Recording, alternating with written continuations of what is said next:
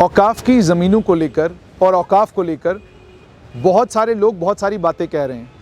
अखबारों में बड़े खूबसूरत लेख आ रहे हैं और कुछ एक अखबार यहाँ तक लिख रहे हैं कि जब से भारतीय जनता पार्टी की सरकार जम्मू कश्मीर में, माफ़ कीजिएगा, केंद्र में जब से भारतीय जनता पार्टी की सरकार बनी है तब से ये भी हो रहा है, तब से वो भी हो रहा है। मैंने थोड़ा सा 2014 से पहले के रिकॉर्ड खंगाले और जानने की कोशिश ये की कि औकाफ की प्रॉपर्टियाँ 2014 से पहले किस स्थिति में थी, किस अवस्था में थी। आपको जानकर ये हैरानी होगी कि जो रिकॉर्ड औकाफ का 1996 में था वही रिकॉर्ड 2014 में था और 1996 और 2014 के बीच में 96 से 2002 तक नेशनल कॉन्फ्रेंस की सरकार रही, 2002 से 2008 तक पीडीपी और कांग्रेस की कोलिशन गवर्नमेंट रही और 2009 से 2014 तक नेशनल कॉन्फ्रेंस कांग्रेस की कोलिशन गवर्नमेंट रही। 2014 के बाद 2015 में भारतीय जनता पार्टी आई और उन्होंने पीडीपी के साथ मिलकर सरकार जम्मू कश्मीर में बनाई, लेकिन औकाफ को लेकर कुछ भी नहीं बदला। जो प्रॉपर्टी जिस डिपार्टमेंट के पास थी उसी डिपार्टमेंट के पास रही। कुछ एक जगहों पर सरकार ने कोशिश की कि कमिटीज़ बनाकर लोगों से बातचीत की जाए और उनको इस चीज़ के लिए कन्विंस किया जाए कि आप औकाफ की ज़मीन जो प्राइम लोकेशंस पर है, जहां पर पार्किंग्स बनाकर, मल्टी स्टोरी बिल्डिंग्स बनाकर, मल्टी स्टोरी पार्किंग्स बनाकर दुनिया भर का रेवेन्यू इकट्ठा किया जा सकता है, आप वहां से उन ज़मीनों को छोड़ दें। लेकिन लोगों ने उन ज़मीनों को छोड़ने से सिर्फ इनकार ही नहीं किया, बल्कि लोग कोर्ट चले गए और स्टे लेकर आ गए और उस स्टे का ये नतीजा निकला कि औकाफ ने ज़मीन तो वापस ले ली और उस ज़मीन के ऊपर उसके बाद से लेकर आज के दिन तक एक पत्थर तक नहीं रख पाया औकाफ का महकमा। वजह क्या है इसकी?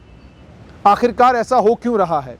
आज के लेख लिखने वाले जब मुसलमानों के साथ हो रहे अन्याय की बात करते हैं और कहते हैं अन्याय हो रहा है, जुल्म हो रहा है, ये किया जा रहा है, सरकार वो कर रही है, सरकार ने ये कर दिया, और एक नैरेटिव चलाया जा रहा है जिस नैरेटिव में यहाँ तक कहा जा रहा है कि जम्मू के मुसलमान जो हैं वो बेचारे बेआस हैं और बेसरो सामान हैं और परेशान हैं, दुखी हैं, ये सब कुछ कहा जा रहा है और औकाफ को भी उसमें जोड़ा जा रहा है। और औकाफ को जोड़कर ये कहा जा रहा है कि औकाफ की प्रॉपर्टीज़ के ऊपर अब हुकूमत की नज़र है और हुकूमत अब इन प्रॉपर्टीज़ को जो है छीनने वाली है। सवाल ये है कि 2014 तक जब केंद्र में भाजपा की सरकार नहीं थी बल्कि कांग्रेस की सरकार थी, तो औकाफ की प्रॉपर्टीज़ किसके पास थी? 2014 तक ये औकाफ की प्रॉपर्टीज़ हुकूमत के पास वापस क्यों नहीं आई? 2014 तक औकाफ की प्रॉपर्टीज़ के ऊपर जो एनक्रोचमेंट था, सरकार ने कभी उन एनक्रोचर्स के खिलाफ कोई कानूनी कार्रवाई क्यों नहीं की? सरकार ने क्यों नहीं उन एनक्रोचर्स के खिलाफ कानूनी प्रावधान या कानून का इस्तेमाल क्यों नहीं किया ताकि उन एनक्रोचमेंट्स को हटाया जाता और औकाफ की प्रॉपर्टीज़ को, औकाफ डिपार्टमेंट को, या जिसे वक्फ डिपार्टमेंट कहा जाता है, उसे रिस्टोर किया जाता? सरकार ने क्यों मालूम करने की कोशिश नहीं की कि कौन लोग हैं, जो लोग इतने ताकतवर हैं, इतना असर रसूख रखते हैं कि जब भी औकाफ का महकमा इन एनक्रोच प्रॉपर्टीज़ को खाली कराने के लिए जाता था तो ऊपर से कौन लोग थे जो फ़ोन करके ये तमाम कार्रवाइयाँ रुकवाया करते थे?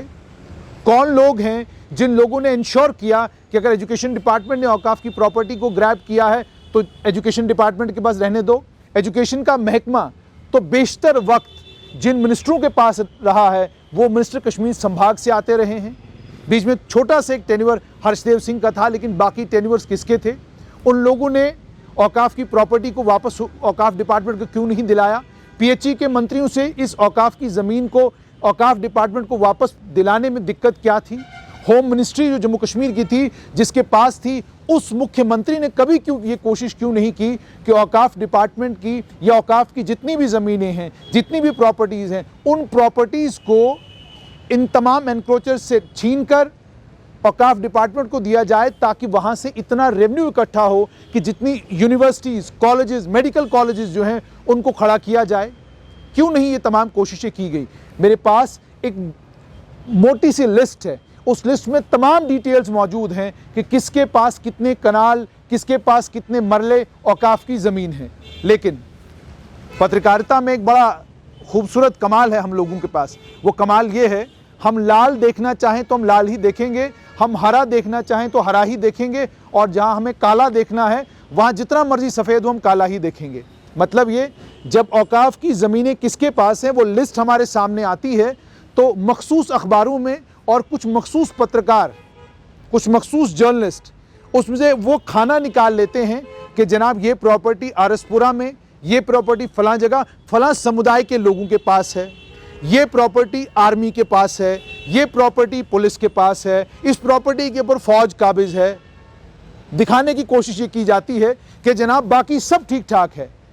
मामला असल में गड़बड़ ये है कि फौज ने औकाफ की ज़मीन ले ली, फलां समुदाय के लोगों ने औकाफ की ज़मीन ले ली, बाकी किसी ने कुछ नहीं लिया। बाकी लोग बहुत अच्छे हैं और अगर उन्हें औकाफ की ज़मीन के ऊपर कब्जा भी किया है, हम जब कहेंगे तब खाली कर देंगे, हाथ खड़े करके कहेंगे ले जाइए, ये तो हमारे अपने लोगों के लिए है, ये तो गरीबों, मिस्कीनों, कमज़ोरों, नादारों, महकूमों का हक है, हम देने के लिए तैयार हैं। ये तो यतीमों का हक है, हम उन यतीमों को उनका हक वापस दिलाने के लिए तैयार हैं।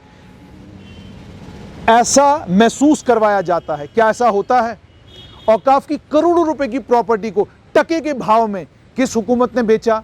औकाफ की करोड़ों रुपए की प्रॉपर्टी को किस आदमी ने उन लोगों के हवाले किया जिन लोगों ने इसका इस्तेमाल अपनी बिल्डिंगों को बड़ा करने के लिए, अपने मकानों को शीश महल बनाने के लिए किया? क्या नहीं हुआ औकाफ की प्रॉपर्टियों का इस्तेमाल शीश महल बनाने के लिए? और ये शीश महल जिन लोगों ने बनाए उनके खिलाफ कानूनी कार्रवाई क्यों नहीं की? उन हुकूमतों ने, जो हुकूमतें ये क्लेम करती रहीं कि हम तो सेकुलर हैं, जो हुकूमतें ये क्लेम करती रहीं हम तो मुसलमानों के सबसे बड़े खैर खां हैं, जो हुकूमतें आज भी ये क्लेम कर रही हैं हमने मुसलमानों को बचा लिया है, डीडीसी इलेक्शनों में हम जीत गए हैं। इन तमाम पॉलिटिकल पार्टीज़ को, इन तमाम राजनीतिक दलों को, इन तमाम सियासी पार्टियों को से आप ये सवाल पूछिएगा कि जनाब अब आप जो भी कहानी कह रहे हैं कहिए, आप ज़रा अपने दौर का हिसाब भी तो दीजिए। आपने अपने दौर में औकाफ को लेकर कौन से ऐसे बड़े कदम उठाए जिन कदमों की सताइश की जानी चाहिए, जिन कदमों के लिए आपको अप्रिशिएट किया जाना चाहिए?